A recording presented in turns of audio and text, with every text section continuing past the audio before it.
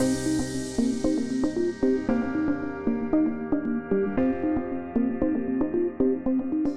ben en fait, l'impact chez Axelis, c'est au cœur de nos préoccupations. Donc, nous, notre rôle, évidemment, c'est de traduire des résultats de la recherche publique en utilité concrète pour la société.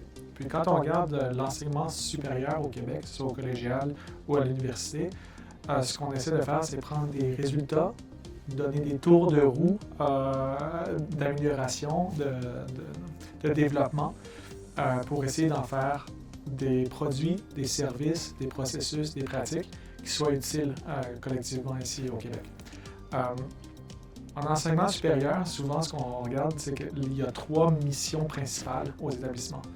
La première mission, c'est l'enseignement. C'est former des personnes qui vont réfléchir de manière structurée. Donc ça, c'est hyper important pour les institutions d'enseignement. Le deuxième pilier, la deuxième mission des établissements d'enseignement supérieur, c'est de la recherche. Donc, c'est d'essayer de pousser la connaissance à de nouvelles frontières.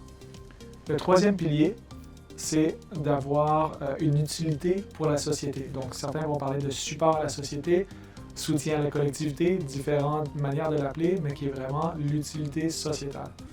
Chez Axelis, on essaie de marier les deux. La fonction de recherche avec la fonction d'utilité sociétale.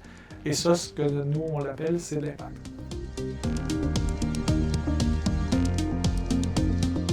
L'impact peut avoir différentes composantes. Donc, les sociétés qui font de la valorisation de la recherche, que ce soit nos partenaires de recherche ou chez Axelis, ce qu'on essaie de faire, c'est habituellement de trouver des voies de passage vers une commercialisation. Donc ça, on est connu pour ça, la voie de valorisation économique. Mais c'est vraiment pas tout ce qu'on fait. Donc on fait aussi de la valorisation sociale, de la valorisation environnementale et de la valorisation culturelle. Je pense que les termes le disent. Quand on fait de la valorisation sociale, on essaie de mettre l'humain au cœur des préoccupations, d'apporter un impact positif aux humains au Québec et dans le monde. Quand on fait de la valorisation environnementale, ce qu'on essaie de faire, c'est oui, de réduire le CO2, mais peut-être d'avoir un impact aussi positif sur la nature qui nous entoure, la biodiversité, les environnements aquatiques. Le dernier point, c'est de la valorisation culturelle. Ça, c'est un point qui est plus difficile à mesurer, qui est encore un peu... on en est au début de la mesure d'impact culturel, sans la traduire en impact social ou économique, par exemple. Et là, ce qu'on essaie de faire, c'est de dire quelles sont ces routines qui permettent l'extraction de l'utilité sociale qui est associée à la recherche.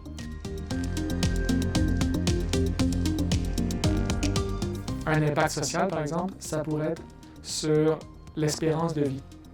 Donc, si on augmente l'espérance de vie, on peut facilement comprendre que c'est un impact social positif. Le bonheur. Tout le monde préfère vivre heureux.